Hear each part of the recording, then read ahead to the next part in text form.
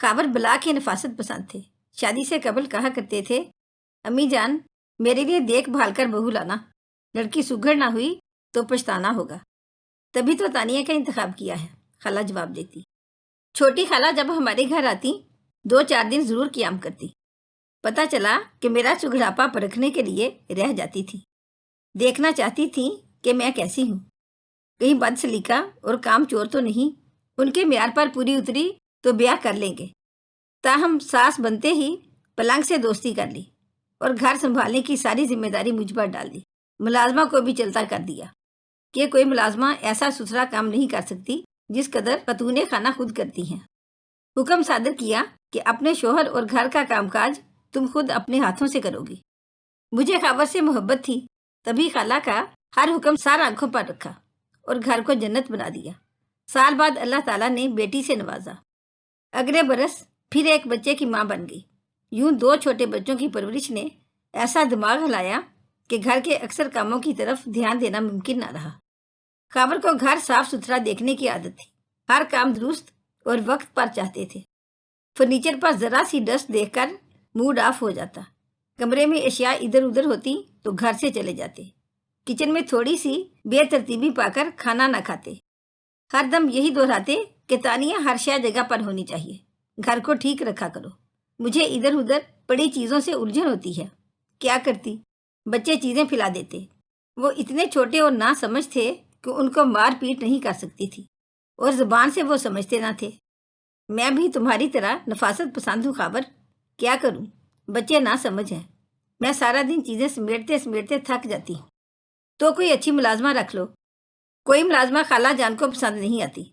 जो औरत रखती हूँ ये कहकर निकाल देती हैं कि ये गंदा काम करती है, ठीक नहीं है, सुघड़ नहीं है। बताइए क्या करूँ।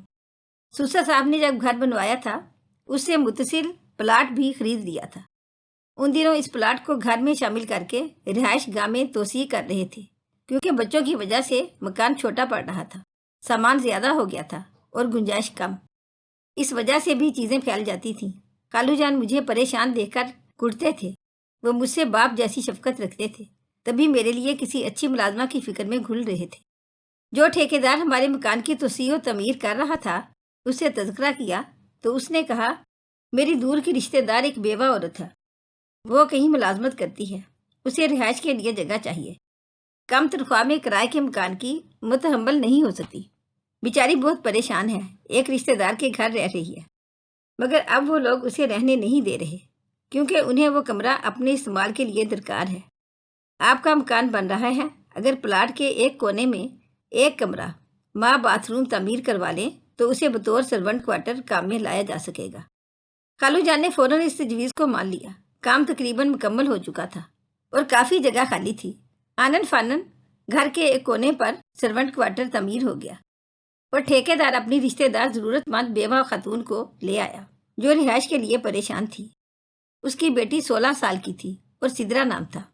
दोनों साफ सुथरी और मुहज़्ज़ब नजर आती थी। कालू ने उनको अंदर भेज दिया। वो खाला को पसंद आ गई। मुझे बुलाकर कहा, तुम परेशान थी ना, ये दोनों माँ बेटियां मिलकर घर संभाल लेंगी। रिहाइश के लिए जो नया कमरा बनवाया है इन्हें दे रहे हैं। ये अकेली हैं, साथ कोई मर्द नहीं है, ये घर में रह सकती हैं। सद शुक्र किया कि उन दिनों मेरे यहाँ चौथे बच्चे की आमद थी। किसी मददगार खातून की अशद ज़रूरत थी जो दिन रात मेरे पास रहे। रशीदा ने बताया कि वो एक गर्ल्स कॉलेज की कैंटीन में काम करती है। सुबह 11 बजे जाती है और दोपहर 3 बजे तक वहाँ से फारिग हो जाती है। बाकी टाइम घर पर होती है। मेरी गैर मौजूदगी में सिदरा आपका काम संभालेगी, इत्मीनान रखिए। ये बहुत सलीके से काम करेगी। मैट्रिक पास है, सुघड़ और समझदार है। उसे साथ नहीं ले जाती, आप जानती हैं ज़माना कितना ख़राब है। ठीक है, अच्छा काम करोगी तो हम भी आपको तनख्वाह के अलावा दीगर सहूलतें देंगे। बस एक शर्त है, सफाई सुथराई पर बहुत ध्यान देना होगा। मेरे मियाँ बहुत ज़्यादा सफाई पसंद हैं। आप फिक्र ना करें बीबी, हम आपका घर चमका कर रखेंगे, एक तिनका भी कहीं गिरा नजर ना आएगा। रशीदा ने वाकई सच कहा था। दोनों माँ बेटी बहुत सलीकामंद और मेहनती थीं। किचन का काम, खाना पकाना, सफाई धुलाई, गर्ज उन्होंने मुझे हर फिक्र से आज़ाद कर दिया। काम मेरी मंशा के मुताबिक करती, वक्त पर खाना तैयार कर देती। सिदरा मेरे तीनों बच्चों को बहुत जान फिशानी और प्यार से संभालती।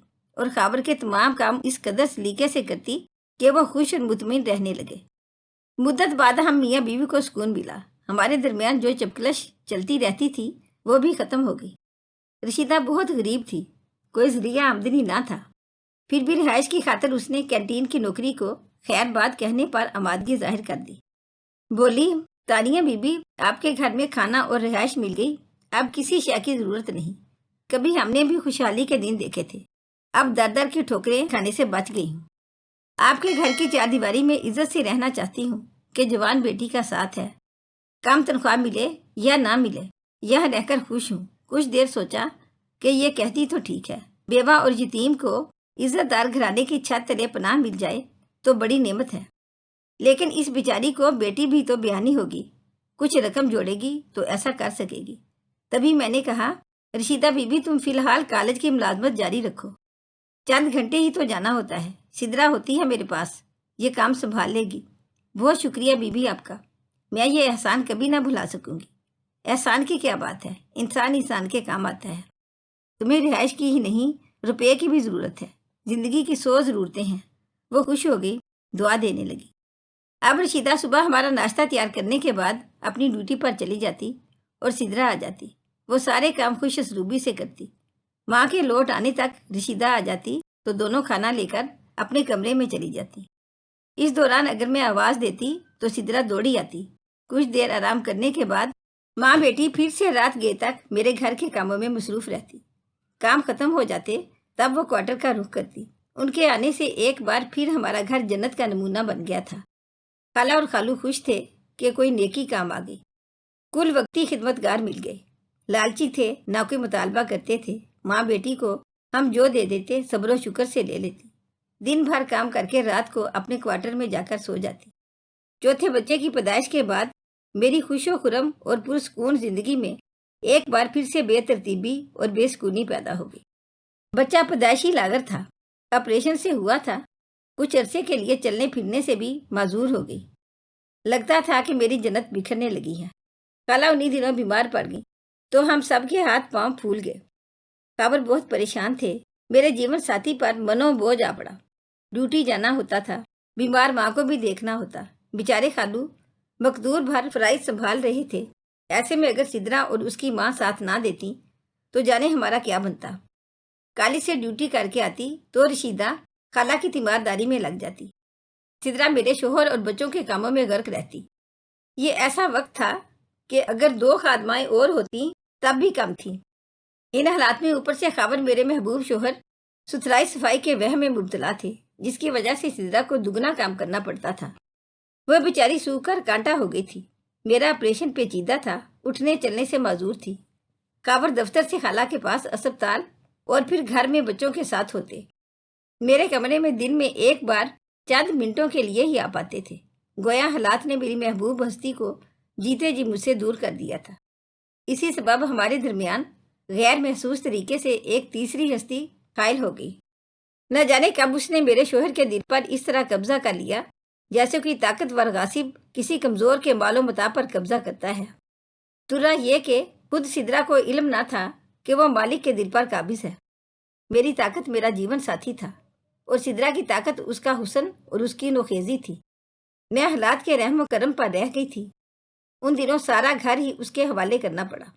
بے شک وہ بری لڑکی نہ تھی، گھر کے مالک پر قبضہ کر کے میری راجدھانی پر ہاتھ صاف کرنے کی نیت اس کی نہ تھی، لیکن مرد ذات کا اعتبار نہیں، اسے جب موقع ملے وہ پھول سے کلی اور کلی سے شگوفوں پر منڈلائے۔ سدرا معصوم تھی، اس کی ماں نیک طبیعت اور شریف عورت تھی۔ بیوگی کے باوجود اس نے بیٹی کی حفاظت ایک باپ کی طرح کی تھی۔ اسے زمانے کی ہوا لگنے سے قبل ہماری چار دیواری میں لے آئی تھی۔ ہماری چار دیواری کو ایک محفوظ پناہ گاہ سمجھ کر نہیں جانتی تھی کہ جن کو محافظ سمجھ رہی ہے وہاں ایک لٹیرا بھی ہوگا۔ خالو جان نے تو ترس کھا کر ان ماں بیٹی کو اپنے گھر کی چھت تلے پناہ دی تھی۔ یہ بیوہ عورت جوان بچی کو لے کر کہاں ماری ماری پھرے گی۔ رشیدہ بہت صابر تھی، سنجیدہ اور بردبار، قناعت پسند، ہمیشہ عزت سے جینا چاہتی تھی۔ خالو جان بھی اسے بیٹی کی طرح سمجھتے تھے، اس کی بیٹی کے بیاہ کی فکر میں کسی اچھے رشتے کی تلاش میں تھے۔ رشیدہ بیٹی کو جلد بیاہ دینا چاہتی تھی۔ انسان سوچتا کیا ہے اور ہو کیا جاتا ہے۔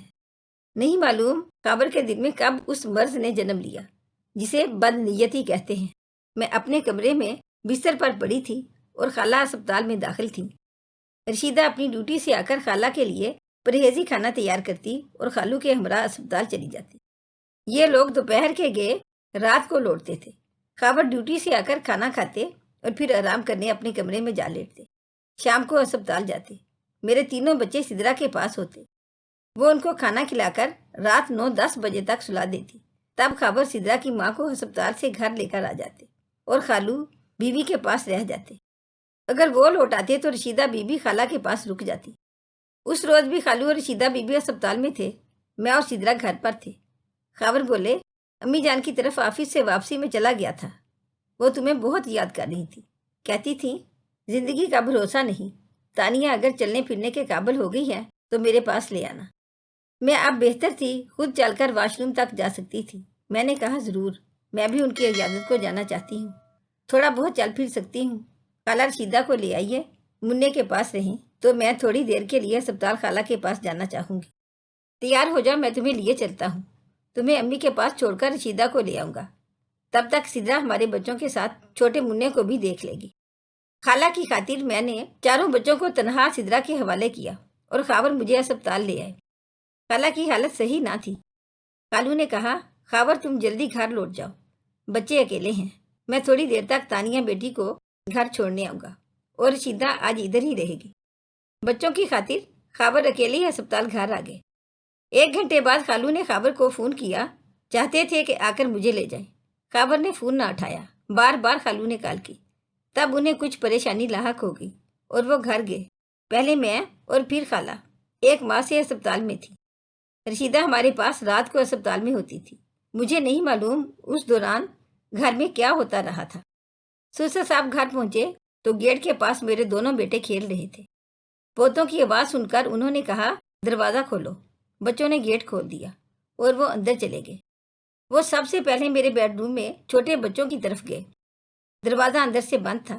گھوم کر برآمدے میں آئے اور کھڑکی کے شیشے سے اندر دیکھنے کی کوشش کی، کیونکہ ان کو گھر میں کوئی نظر نہ آ رہا تھا۔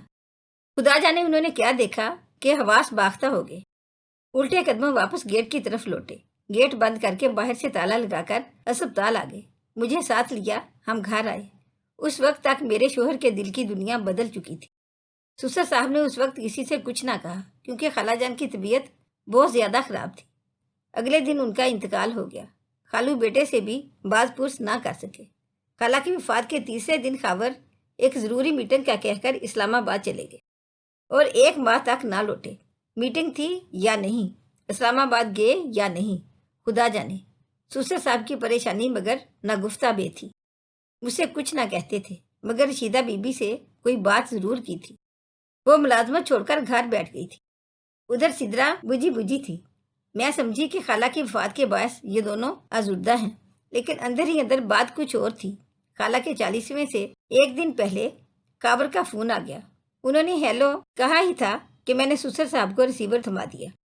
باپ بیٹے میں جو بات ہوئی میں نہ سمجھ پائی، صرف اتنا سمجھ سکی کہ خالو نے خاور سے کہا تھا، مجھے منظور ہے لیکن تم گھر آ جاؤ، میں بوڑھا ہوں، تمہارے بچوں کو کب تک کیسے سنبھال سکتا ہوں۔ خاور آئے تو یکسر بدلے ہوئے تھے۔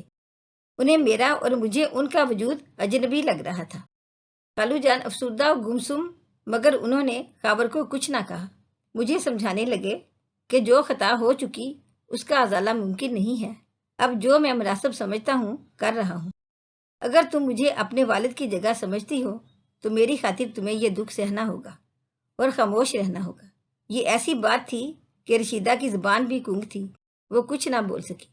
ہماری اور اپنی بدنامی کے خوف سے چپ رہی، چپ چاپ بیٹی کو لے کر چلی گئی۔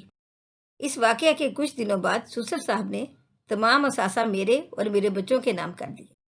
وہ مکان بھی میرے نام کر دیا جس میں ہم رہائش پذیر تھے، اور کہا، یہ بدلہ ہے تمہارے صبر کا، تمہیں اس گھر میں رہنا ہے اپنے 4 بچوں کی خاطر۔ خاور یہاں رہے نہ رہے مجھے پرواہ نہیں ہے۔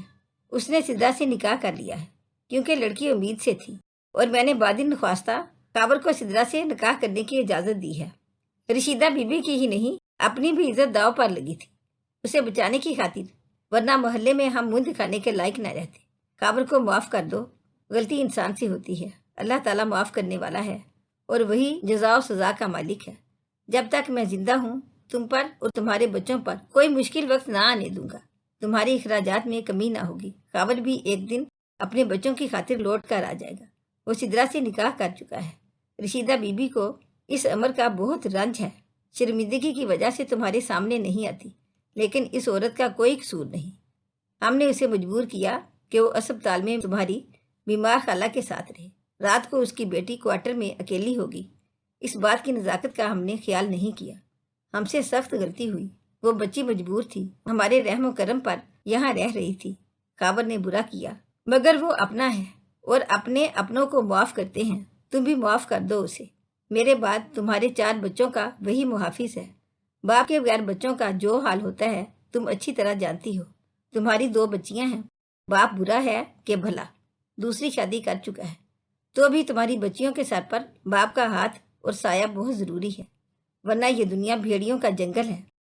بیٹی کیا تمہاری سمجھ میں آ گئی میری بات؟ جی آ گئی ہے خالو جان۔ میں نے دوپٹے کے پلو سے آنسو پونچھ کر وعدہ کیا، جو ہوا سو ہوا، مگر اپنی بیٹیوں کی خاطر اس گھر سے قدم نہ نکالوں گی۔